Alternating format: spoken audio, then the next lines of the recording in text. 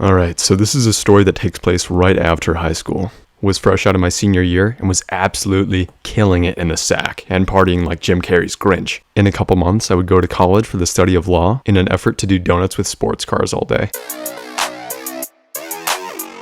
Life was crisp, man. Life was crisp. It was almost 3 full years since I'd heard anything of crack sensei Raphael. I'd never visited him in prison. None of his family members ever sought retribution, and it seemed like the whole stabbing situation was just a dream. I had fully healed from the 49 stitches, because you guys know me, I'm borderline superhuman. The whole series of events just really turned into a phantom memory, and I stopped thinking and caring about it entirely.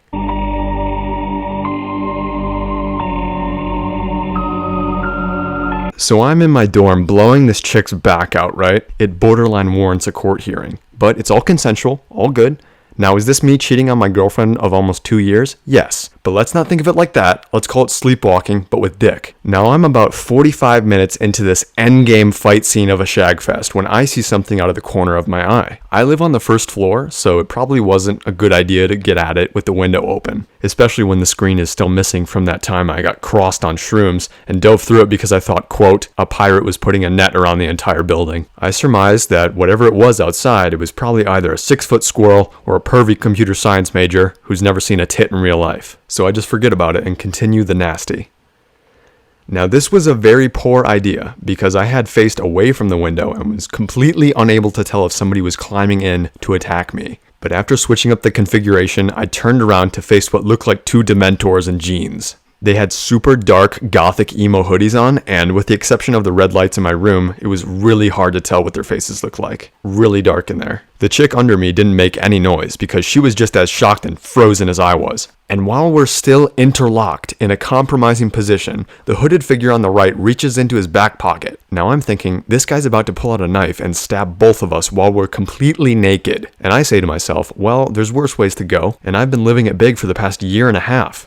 So if this is my time, then so be it. But he doesn't pull out a blade. He pulls out a yellow slip of paper, and without a word, he presents it to me. My brow furrows pretty hard. I take the note and read it in my head. Bounty deed. You are hereby authorized to hunt down Max Gunner and retrieve the laptop. Use any means necessary. Casualties are acceptable. Love, Slake. And under all of that mumbo jumbo, there's a little box. Victim signature. And as I read that shit, I'm handed a ballpoint pen by the figure on the left.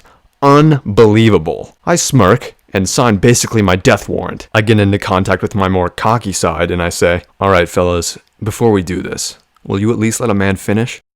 There's a cold silence.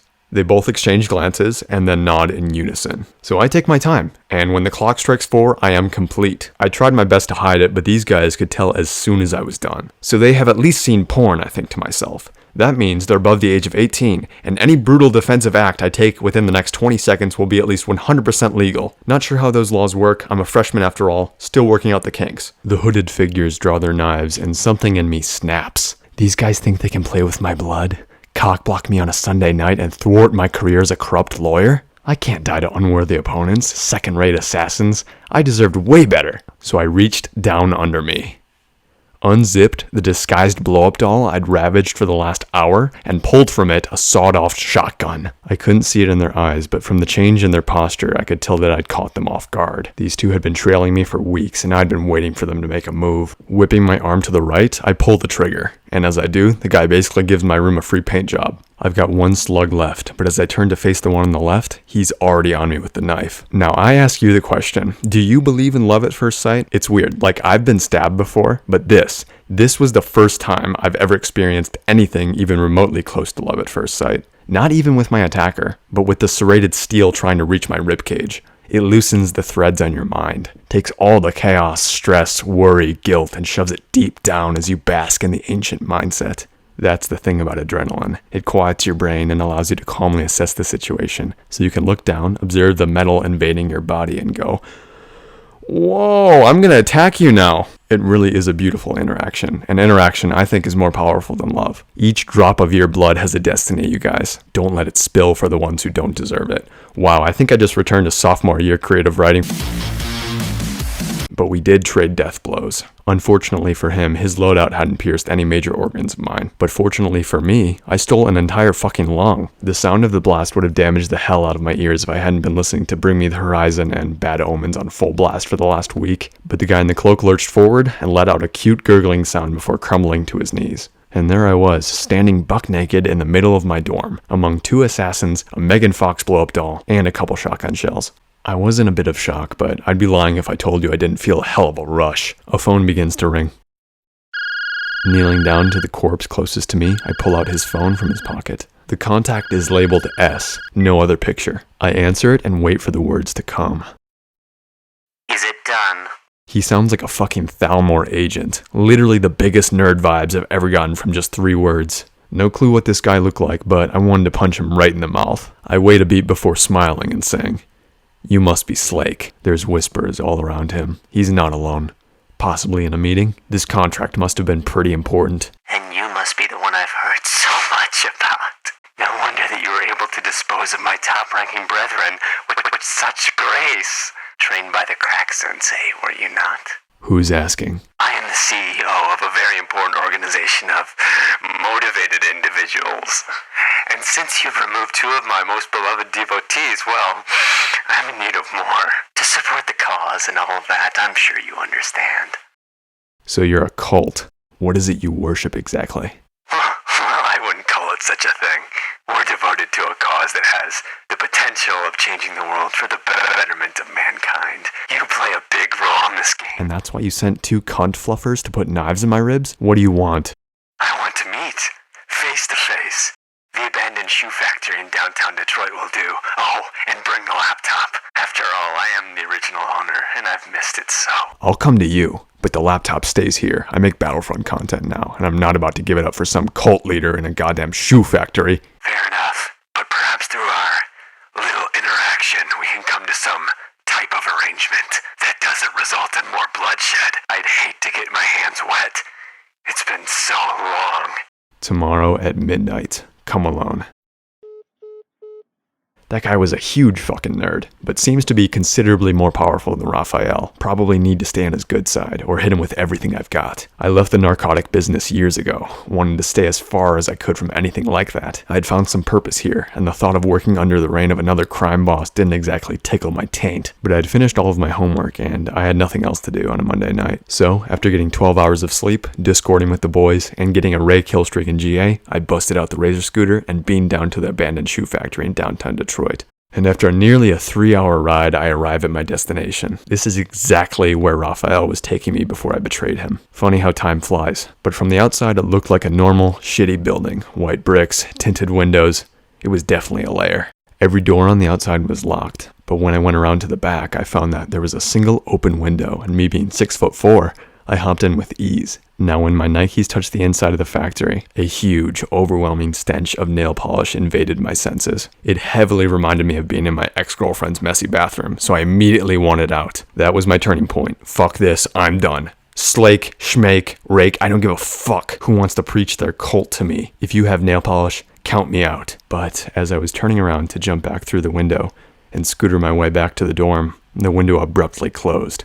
The lights in the building turn on and I can finally get a good look at this place. And it looks like a shoe factory, but with less shoes and a lot more bricks of cocaine. There were about 40 conveyor belts stretching all the way to the ceiling, but in the center of the room, there was a giant, and I mean huge, circular container about 20 feet tall. Nothing was moving yet, all was quiet. But I knew shit was about to get real. After a while, I finally spotted him sitting on a conveyor belt in the distance. He was wearing a jean jacket, yoga pants, and had an air of nerd on him. He shimmies on the conveyor belt and does a 180 to face me. How do I best describe how this guy looks? Let me think. It's kind of like if James Franco were in his 60s and he was wearing sunglasses, I guess.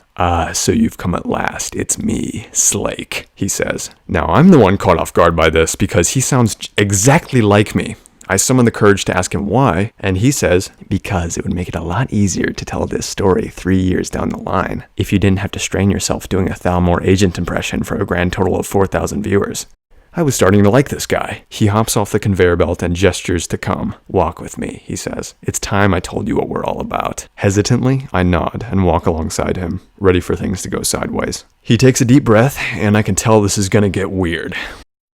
When I was 5 years old, my father was raped by my sister. 9 years later, she gave birth to Raphael, who would, in 4 years, beat me within an inch of my life because I was into Power Rangers. My blind cat was raped by a mailman who gave birth to nothing because those species cannot mix. But when I hit 18, I was old enough to rape my sister and get back at her because my father died in childbirth. I stop in my tracks. Slake, if this is all a build-up to a tasteless rape joke, just drop it. It's 2019. You can't make a joke about that type of shit.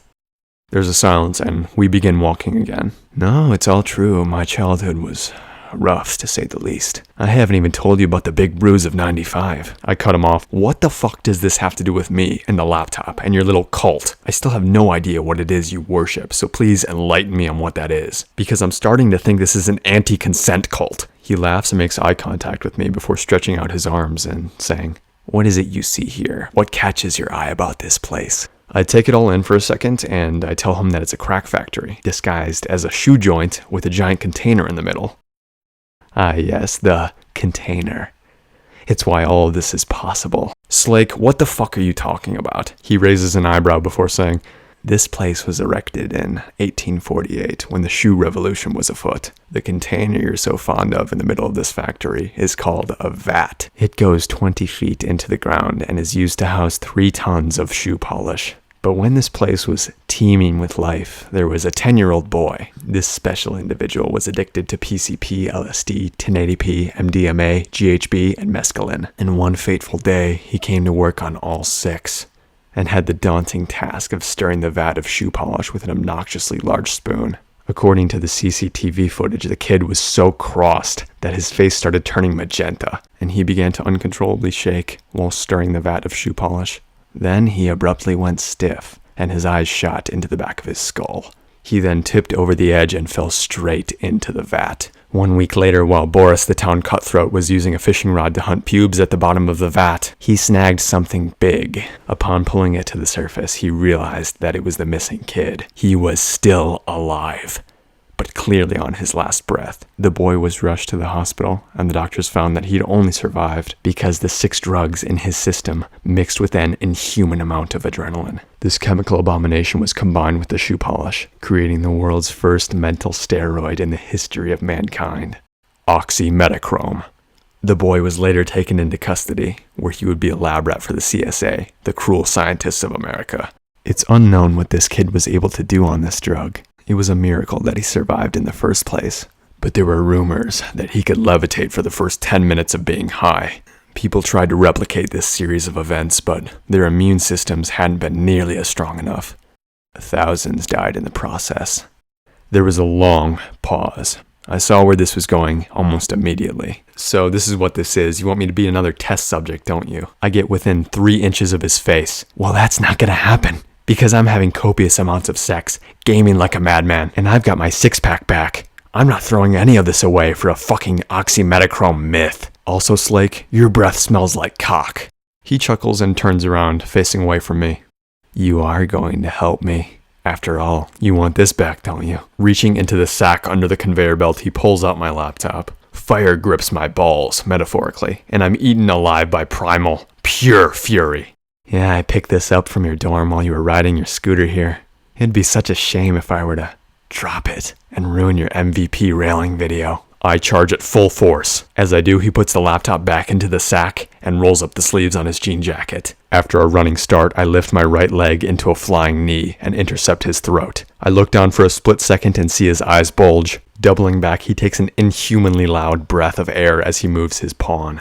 An elbow catches me in the temple, but I ride its momentum with my face and answer with a sweep. He marries this with a backflip and comes down with a right cross straight into my sternum, which stuns me for a brief second. I then begin a string of body shots with the intent to tire him out. It's clear that we both have stamina in the tank, and who's ever going to win this fight has to conserve as much energy as possible. He counters each and every one of my jabs, and after I overextend my left cross, he sees the chance to respond with a roundhouse straight to my teeth. I see this and smirk. Moving with my left hook, I spin around and whip my right arm downward. My clenched fist, roaring like a leviathan through the air, it meets its destiny at Slake's kneecap. My knuckles shatter bone, and this is met with an agonizing scream. The symphony of the cracking, mushing of flesh, and the scream was enough to make a man sick. I was home. He backs up, standing on one leg, and supports himself on the vat. It's over. You don't have to die. Just give me the laptop.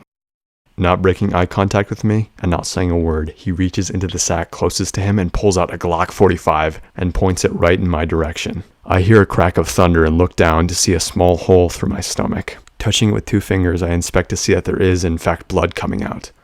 My vision was blurred, but as I looked up, I could see Slake hopping away into the back rooms of the shoe factory. I had to get that laptop back, no matter what. So I brushed off my daze and stumbled after him. Lurching through the door, I conclude that this is a bathroom, but there is a giant hole in the middle of the room, with a ladder leading down. Fuck me, he's using the sewers. Well, he couldn't have gone far, so after conquering the pain, I lowered myself down into the sewer tunnels. And to my surprise, it smelled like complete shit and senior citizen piss. Come to think of it, if there were a few chairs and some tables down here, it could have passed for a golden corral. But I could hear a ruckus behind me, a disturbance in the water, so I followed with caution. After a minute of trudging through shit, I came to some stairs leading into an open door. Inside was a small room, which housed a fallen Slake, sprawled out on the floor face down. On the right side of the room there were about 10 monitors, accompanied with a jungle of wires. It was some kind of security camera footage, each with sleeping inmates. I turned around to face 4 large cylinders, all with various pipes jutting out and connecting with the ground. Coming closer for inspection, I slide my finger on one of them. It's wet and sticky. Giving it one sniff, realization hits me like a freight train. Shoe polish! Ugh! I feel a blade enter my back, and as it twists, white-hot pain makes out with my brain. I turn around to face a grinning, giggling, bloody Slake. But this look is soon obliterated, as I grab onto the collar of his jacket with both hands and use my face to smash into his with Olympian speed. He stumbles back into the computers and wires and knocks over nearly every monitor. While he's off balance, I summon the last bit of strength in my body to initiate a corkscrew kick that connects with the dead center of his nose. He falls. At this point, this dude has the face of a zombie, but I'm not done. I pull him over to the sewer and make him bob for apples for about 20 seconds straight before tossing him to the wall, out of the poop water. I remain there crouched in the water, completely spent and ready to collapse. Slake lays in an awkward position, and if he were able to move at all, he certainly didn't show it. But he still could speak, and he did. "You've lost." I laughed, pretty fucking hard. "I just turned you inside out and destroyed whatever nerd shit you were doing in there." He gives a fleshy smile and shakes his head. You don't understand. I'm the boy in that story. I've been pumping shoe polish into the sewers for the last week, through the pain you've caused me. Through the agony, through the misery, you've spiked my adrenaline tenfold and dipped my gushing face into the water for a considerable amount of time. You've just poisoned the tap water of Detroit with oxymetochrome, a mental steroid capable of unlocking the fullest and most formidable potential in the human mind. Healing factor, the ability to breathe underwater and block all pain from your mind. You have just turned every citizen in Detroit into a super soldier. Nobody's going to be able to stop them. They'll form a regime and make the planet one giant megacity. I win. Furrowing my brow as hard as I can, I say, "This is a sewer. How is this in any way connected with the Michigan water supply?" His gaze straightens and he goes, "Max, everybody knows Michigan tap water comes from the sewer. Are you really that dumb? Have you even tried it?" Shit. He was completely right. I was in trouble. This was a bad situation. The oxymetochrome would spread to the populace within the next couple hours. I had to think fast. But before I leave, I light a joint to clear my head and first offer it to Slake. It was a good fight after all, and I wanted to show a little bit of respect. He takes it out of my hand and gives it a good puff before coughing his lungs out. It was actually poison ivy I rolled up in a joint. I just wanted him to pay for getting his grubby mitts on my laptop. Speaking of the laptop, I snatched it, sprinted out of there, and went up the ladder. The shrill coughs and promises of revenge haunting my trail. When I hopped out of the window, I fell and hit my tailbone on a pipe. And then it hit me.